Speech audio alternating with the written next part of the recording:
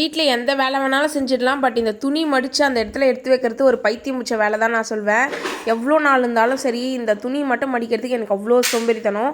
ஒரு வார துணியை அவ்வளோ நல்லா சேர்த்து வச்சு அவ்வளோ பொறுமையாக கொஞ்சம் 1 மணி நேரமாக மடித்து அந்த எடுத்து வச்சாதான் அதில் ஒரு திருப்தியாக நம்மளுக்கு கிடைக்குது. இதுலேயும் டைம் போன மாதிரி ஆனதில்ல. ஆனால் இப்போ நம்ம வீட்டு குட்டி தலைவர் நான் என்ன பண்ணுறாருன்னா, நான் துணி மடிக்க வந்து களைச்சி போட்டுறாரா, எனக்கு அப்படியே சுருன்னு மண்டையிலே ஏறுது. நானும் எவ்வளோ பொறுமையாக இருக்க பார்க்குறேன். ஆனால் 1-2 அடி கண்டிப்பாக வாங்கி தான் ஆகணும். இவன் பண்ணுற சேட்டைக்கு ஒரு எல்லையே இல்லை. 2 பல்லு இல்லை 4 பல்லு வந்துடுச்சு. அதனால் பிடிச்சி நறுக்குன்னு கடிச்சிடறான்னா, தொடையை கரெக்டாக பார்த்திங்கன்னா நம்ம மிக்கும் போது தொடையில் கடிச்சிடறான்னா அது உசிரே போயிடுது, வலினா வலி. அதனால இப்போ என்ன பண்ணுறேன்னா 4-5 ஐட்டம் உள்ளே போட்டுட்டு தான் இருக்கேன். ஏன்னா கடிச்சா வலி சுத்தமாக தாங்கவே முடியல. நான் எங்கே போனாலும் என் பின்னாடியே வந்துட்டுருப்பான். நீங்கள் பார்த்தாலே தெரியும், எல்லா வீடியோலுமே இப்போ சார் இருப்பார். குட்டியாக இப்போ தென்னை மரம் வர முளைச்சிடுச்சு நம்ம தலைவருக்கு. என்னமோ தெரியல, ரொம்ப நாளாக பானிபூரி சாப்பிட்ணுன்னு ஒரு ஃபீலிங் கிட்டத்தட்ட ரொம்ப நாள் ஆன மாதிரி இருந்துச்சு.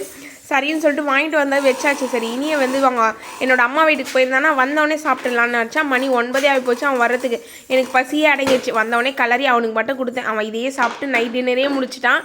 நாளைக்கு இன்னொரு வீடியோவில் பார்க்கலாம். அது வரைக்கும் பாய்.